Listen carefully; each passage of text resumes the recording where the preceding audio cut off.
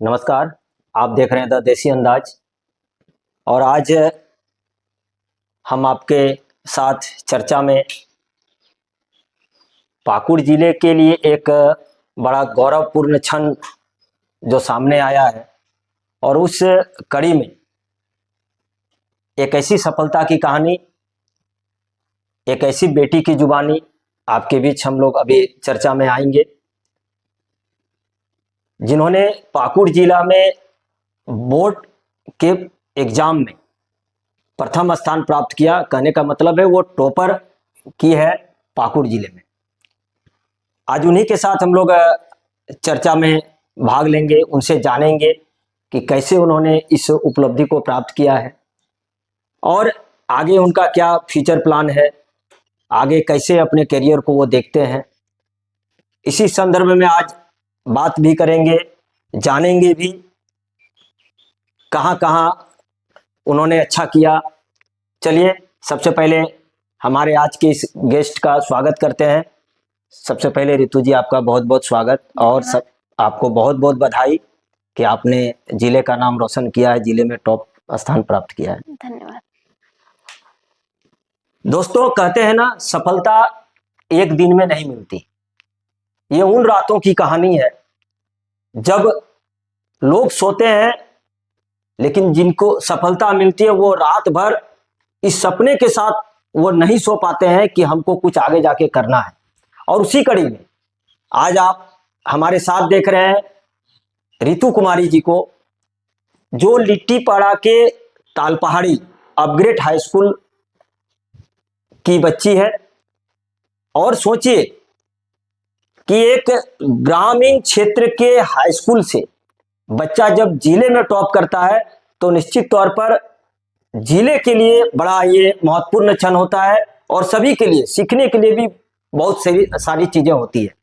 तो आइए रितु जी, सबसे पहले आप अपना एक बार परिचय, कोई सी स्कूल में पढ़े हैं, क्या नाम है और आपको उस दिन कैसा महसूस हुआ जिस दिन बोर्ड का रिजल्ट आया और आपको पता चला कि आप जिले में टॉप किए हैं। मेरा नाम रितु कुमारी है। मेरे स्कूल का नाम अपग्रेड हाई स्कूल तालपाड़ी है और मेरा जिस दिन रिजल्ट आया और मैंने सबसे पहले रिजल्ट देखा और मुझे पता चला कि मेरा जिले में फर्स्ट रैंक आया है, तो वाकई में मुझे बहुत अच्छा लगा कि मेरी मेहनत रंग लाई और मुझे बहुत प्राउड फील हो रहा था कि अपने आप पर कि मैंने सारे टीचर्स और अपने पेरेंट्स के उम्मीदों में मैंने काम किया, उसमें मैं सक्सेस हो पाई, तो मुझे उस दिन बहुत अच्छा लगा। चलिए, अच्छा लगना भी चाहिए, आपके साथ साथ आपके पेरेंट्स को भी अच्छा लगा होगा। अब थोड़ा सा हम लोग पीछे चलते हैं। आपकी पढ़ाई की जर्नी कैसी रही? मेरी पढ़ाई की जर्नी, अगर मेरी स्ट्रेटजी आप जानना चाहे तो मैं कभी भी घंटे वाइज नहीं पढ़ती थी। मेरा टारगेट रहता था कि मैं दिन में, जब मेरा दिनचर्या स्टार्ट होता था तब मैं एक पेपर लेती थी, उसमें अपना टू डू लिस्ट बोलते हैं उसको, उसमें सारे चैप्टर्स के नाम लिखती थी जो जो मुझे पढ़ना है, आज कंप्लीट करना है। जिस टॉपिक में कमजोर हूँ उसको मैं लिखती थी, उसमें मुझे इसमें काम करना है और मैं वही रात तक होते होते जिस टाइम मेरा पढ़ाई खत्म होता था उस टाइम मुझे वो सारे के टारगेट्स कंप्लीट करने होते थे और मैं करती थी। बहुत अच्छी बातें आपने बताई और ये सभी परीक्षार्थियों के लिए जो भी कंपटीशन की तैयारी कर रहे हैं, जो भी आगे बोर्ड का एग्जाम होना है अब पीछे आने वाले वर्षों में, उनके लिए बड़ा इम्पोर्टेंट बात है कि कुछ लोग कहते हैं कि मैं दिन भर पढ़ता था, रात भर पढ़ता था, लेकिन देखिए रितु को टॉपर की पढ़ाई का स्टाइल क्या होता है। एक टारगेट को उन्होंने अचीव किया पर डे को और उस टारगेट के हिसाब से वो आगे बढ़ते चला गया। ऐसा क्या आप कोई खास टाइम टेबल बनाया था क्या, या सब कुछ अपने तरीके से मैनेज किया आपने? ऐसा टाइम टेबल तो नहीं था, बट टारगेट था। जिस टाइम मुझे टाइम मिलता था मैं पढ़ती थी और बाकी मुझे लगता था कि नहीं इस टाइम में मुझे दूसरा एक्टिविटी करना है तो मैं करती थी। ऐसा फिक्स कोई टाइम नहीं था। टाइम नहीं था, मतलब आप लगातार पढ़ते थे। हर स्टूडेंट का एक वीक पॉइंट होता है। आपके लिए वो वीक पॉइंट कौन सा था और आपने उस चैलेंज को कैसे मजबूत बनाने का काम किया? मेरा वीक पॉइंट तो ऐसा नहीं बोल सकते, बट मुझे जब मैं 6 घंटे का स्कूल रहता था, फिर 2 घंटे का कोचिंग, फिर मैं ऑनलाइन क्लास भी ली थी, तो उसमें मुझे टाइम मैनेजमेंट में थोड़ा दिक्कत हुआ था, बट हो गया सारा मैनेज। मैनेज हो गया। बाकी सारे विषयों में आप लगभग ठीक थे। नहीं, यस, 90+ आए। चलिए, बहुत अच्छा है। रितु जी, आजकल के बच्चे बड़ा कंफ्यूज हैं बुक को लेकर, तो आप क्या कहेंगे? आपने ज़्यादा एनसीईआरटी पर भरोसा किया या कुछ और एक्स्ट्रा जो आपने रिसोर्स अप्लाई किए, कहीं से आपने प्राप्त किया? सबसे पहले तो सेशन स्टार्ट होने के बाद अक्टूबर तक मैंने वही सारे बुक्स पढ़े एनसीईआरटी, और जब अक्टूबर आ गया तब मुझे लगा कि नहीं, अब मुझे दूसरा बुक से क्वेश्चन प्रैक्टिस करने चाहिए। इसके बाद मैंने मॉडल सेट लिए और जो वर्मा प्रेस के टुडे होते थे उन्हें परचेस किया। इसके बाद फिर मैंने और भी गेस्ट पेपर निकले थे, वो सारे लिए जो मेरे क्वेश्चन प्रैक्टिस में मुझे मदद करते, और वही सारी बुक से मैंने पढ़ाई की। ज़्यादा आपको बुक्स नहीं रखना है, मिनिमम बुक रखना है जो आपको समझ में आए, क्योंकि कहते हैं ना कि 5 बुक्स पढ़ने से अच्छा है कि एक ही बुक आप 5 बार पढ़े। तो वही मेरा था कि नहीं, अब मुझे पढ़ना है, मतलब एक ही बुक अच्छे से पढ़ना है। मतलब कुल मिला के आप कह सकते हैं कि एनसीईआरटी पर आपने ज़्यादा भरोसा हाँ, किया। ज़्यादा भरोसा किया।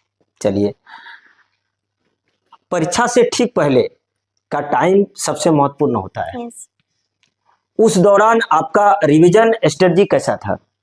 मेरा रिवीजन यही रहता था कि मैं जिस चैप्टर को पढ़ती थी उसको एक बार मैंने पढ़ा, फिर मैंने उसको एक बार दोबारा रिकॉल किया, एंड फिर मैं जब मेरा पूरा दिन खत्म होता था और रात को मैं जब सोने जाती थी, तब मैं सारे दिन में जो तो मैंने क्या क्या पढ़ा उसको एक बार एनालिसिस करती थी, मतलब मन में ही करती थी कि मैंने क्या क्या पढ़ा आज को। तो उससे मेरी मतलब याददाश्त थोड़ी बढ़ती थी कि नहीं, मुझे ज्यादा याद रखने में मेरी मदद मिलती थी। मतलब एक बार दिन भर में आपने जो किया, एक बार रात को उसको सोचते थे सोचते थे, सारा चीज सोचना चाहिए। और ये बहुत इम्पोर्टेंट बात है। कई लोगों ने भी कहा है इसको कि आप दिन भर क्या करते हैं, एक बार सोने से पहले उसको जरूर अपने माइंड पे लेके आइए, तो दिन भर का जो करिकुलम है, जो एक्टिविटीज है, वो आपके माइंड में आ जाएगा और वो एक मानसिक पटल पे जो होता है वो यादगार बन हाँ, जाता है। ज्यादा याद रहता है। आपने बहुत अच्छा इसको आपने फॉलो किया है। रितु जी, तैयारी के दौरान कोई ऐसा समय आया जब लगा हो कि मुश्किल है, अब नहीं हो पाएगा? अपने आप को कैसे संभाला उस समय? नहीं, अगर आपका तैयारी अच्छा रहेगा, डेली अगर आप अपने टारगेट्स, जैसे मैं टारगेट बनाती थी और मैं उस टारगेट को अगर अचीव कर लेती थी, तो मन में एक पॉजिटिविटी आती थी कि नहीं, अगर आप अच्छे से काम कर रहे हैं तो आपको लगेगा कि नहीं, मुझे सफलता तो मिलेगी जरूर। तो इससे मुझे नहीं लगा कभी भी कि मैं नहीं कर सकती। शुरू से ही पॉजिटिव हाँ, रही हैं। शुरू से पॉजिटिव रहे। चलिए, बहुत कम बच्चों में ऐसा होता है कि आ, एक प्रेशर होता है, पता नहीं सकेंगे नहीं सकेंगे, लेकिन आप में शुरू से ही पॉजिटिव रहा, ये बहुत अच्छी बात है। आपके टॉपर बनने के सफर में कई लोगों का हाथ होता है, यस। परिवार है, शिक्षक है, तो आपको इसमें से किन लोगों का सबसे ज्यादा सहयोग मिला? मेरे सबसे पहले तो माता पिता, जो मुझे जब एग्जाम टाइम आता था तो कुछ भी काम नहीं करने देते थे, और मेरे शिक्षक का भी बहुत बड़ा रोल रहा है इसमें। उन्होंने हमेशा मुझे मोटिवेशन दिया है और मुझे हमेशा अच्छे से पढ़ाया, अच्छे से किया। ऐसे कोई टीचर आपका ऐसे तो जो जिसकी बातें आपको सबसे ज्यादा महत्वपूर्ण लगी हो, मोटिवेट हुए हैं आप? ऐसे तो सारे टीचर्स मेरे बहुत अच्छे हैं, बहुत हेल्पफुल है, बहुत अच्छे से सारा, मतलब सारे टीचर्स अच्छे हैं। सारे टीचर अच्छे हैं, श्रेय आप सारे टीचरों को हाँ, देना सारे चाहते हैं? टीचर्स को देना चाहते हैं। चलिए, रितु जी, पढ़ाई के साथ साथ ऐसी कौन सी चीजें हैं जो आपको बहुत ज्यादा खुशी देती है? मुझे पढ़ाई के अलावा म्यूजिक सुनना और मुझे क्रिकेट देखना पसंद है। अच्छा, एक वहाँ ज्यादा खुशी होता है। चलिए, क्या बनना चाहते हैं आगे चल के? मेरा ड्रीम है कि मैं यूपीएससी क्रैक करूं और सिविल सर्विस में जाऊं, क्यों? क्योंकि मुझे ऐसा लगता है कि सर वो एक ऐसा फील्ड है जहां हम अथॉरिटी से अपना समाज में चेंज ला सकते हैं और अच्छा कर सकते हैं। तो समाज को चेंज लाने के लिए बहुत सारे रास्ते हैं। हाँ, यूपीएससी क्यों? सारे अपने अपने रास्ते हैं, लेकिन जो यूपीएससी हमें पावर देता है, अधिकार देता है समाज में चेंज लाने का, वो हम अपने अधिकार से कर सकते हैं। और दूसरा भी फील्ड है ऐसा, लेकिन उसमें हमें अपने अधिकार से नहीं कर सकते। जैसे समाज सेवक हो गया, तो समाज सेवक के पास ऐसा कोई अपना अधिकार नहीं होता है। चलिए, बहुत अच्छी बात है, आपने यूपीएससी को चुना है, और हम सबका दुआ भी रहेगा, शुभकामनाएं भी रहेगा कि आप निश्चित तौर पर आप यूपीएससी क्रैक करें। मोबाइल या बुक ज़्यादा पसंद कौन है? मोबाइल या बुक, दोनों ही अपने अपने जगह ये है। अगर मुझे कहीं अगर बुक ने भी बहुत ज़्यादा हेल्प किया है, तो मेरे फ़ोन में भी बहुत ज़्यादा हेल्प किया है। और ये सारा आपके ऊपर डिपेंड करता है कि आप फ़ोन को कैसा यूज करें। एज अ उसको यूजफुल रिसोर्सेज के तौर पे यूज करें, या एज अ डिस्ट्रैक्शन के तौर पे यूज करें। तो मैंने तो इसको जैसे कि मैंने बताया कि मैं ऑनलाइन क्लास करती थी, तो मेरे लिए तो मोबाइल हेल्पफुल रहा है और बुक भी रहा है, तो मैं दोनों को ही चूज करूँ। चलिए, बहुत अच्छा बात है कि आपने मोबाइल से ज़्यादा बुक को भी आपने प्राथमिकता दिया है, मोबाइल को भी एक अच्छे ढंग से आप। रितु जी, आपको पूरे ज़िले के या और जितने लोग भी वीडियो देखेंगे, सब लोग आपको फॉलो करेंगे, इस बात को लेके आपको रोल मॉडल मानेंगे। आप ऐसे बच्चों के लिए कोई संदेश देना चाहेंगे? हाँ, ज़रूर। मैं बच्चों के लिए यही, जो जूनियर है मेरे से अभी, जो इस बार 10th में आना चाहेंगे, तो मैं उन्हीं को वही सलाह दूँगी कि आप अगर पढ़ रहे हैं तो शिद्दत से पढ़िए, और डेली टारगेट बनाइए कि आपको ये चैप्टर्स करने हैं, ये टॉपिक्स क्लियर करने हैं, तो उन्हें अच्छे से कीजिए। और वाक़ई आप में, अब जब ऐसा करने लगेंगे तो आप में वाक़ई आप में कॉन्फिडेंस अपने आप आ जाएगा। और बस आपको मेहनत करना है, क्योंकि और एक बात ज़रूरी है कि इस जर्नी में आपको कंसिस्टेंसी बनाए रखना है, क्योंकि वो बहुत मैटर करता है। आपका अगर ध्यान भटक गया तो वो नहीं होगा, बिकॉज मन आपका बहुत बड़ा बैरूपी है। मन आपको बहुत भटकाएगा कि आप थोड़ा मोबाइल चला लीजिए, थोड़ा ये कर लीजिए, थोड़ा वो कर लीजिए, बट आपको नहीं करना है। आपको पूरा डेडिकेशन से होकर पढ़ाई करना है। बिल्कुल सही बात है रितु जी। हमने अभी यूपीएससी का जो रिजल्ट आया, और कई लोगों को हम लोगों ने देखा जिनका भी इंटरव्यू आया सामने, उनके पीछे एक ही कारण था कि हमने मोबाइल से दूरी बनाया था, और जो आज इस सफलता को हमने प्राप्त किया है। तो मोबाइल आजकल के बच्चों में सबसे ज़्यादा क्या हो रहा है कि मोबाइल का सदुपयोग कम हो रहा है, दुरुपयोग ज़्यादा हो रहा है, और जिसके कारण से लोग भटक जा रहे हैं, और यहीं से उसका जो पीछे जाने का सिलसिला होता है वो लगातार बढ़ जाता है। चलिए, आपने दोनों चीज़ों को बैलेंस रखा, और ये सभी बच्चों के लिए समझने का चीज़ है कि मैं हर वीडियो में लगभग कहता भी हूँ कि आप मोबाइल का उपयोग कीजिए, मोबाइल का उपयोग करने में कहीं कोई बुराई नहीं है, लेकिन ख़ास करके अंडर 18 जो भी बच्चे जो पढ़ने में जिसकी अभी पढ़ाई की उम्र है, आप मोबाइल को लिमिटेशन में, आप लिमिट में जितना कम से कम उसका उपयोग करिए। आप जो भी लोग बड़े बड़े एग्ज़ाम को क्रैक कर रहे हैं, आप उनका इंटरव्यू देखिए, आपको समझ में आएगा कि एक यूपीएससी एग्ज़ाम क्रैक करने वाले कीपैड का मोबाइल, जो छोटा मोबाइल होता है, वो सिर्फ कॉलिंग के लिए अपने पास रखते हैं, बाकी चीज़ों का भरोसा सिर्फ किताबों पर है उसका। चलिए रितु जी,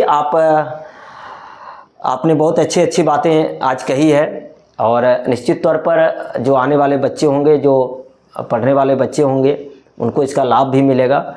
और आप भी, आपका जो सपना है यूपीएससी क्रैक करने का, हमारे चैनल द देसी अंदाज आपको शुभकामनाएं देती है कि आप निश्चित तौर पर आगे बढ़कर यूपीएससी क्रैक करें, अच्छे जगह पे जाएं। आप हमारे चैनल में आए, आपने आज समय दिया, आपको बहुत बहुत धन्यवाद। आपको भी धन्यवाद हमें बुलाने के लिए। चलिए, जुड़े रहिए हमारे साथ द देसी अंदाज के साथ, और इस भावना के साथ आने वाले समय में फिर एक नई कहानी के साथ, एक नए चरित्र के साथ आपके सामने हम उपस्थित होंगे। तब तक के लिए जय हिंद, जय भारत, नमस्कार।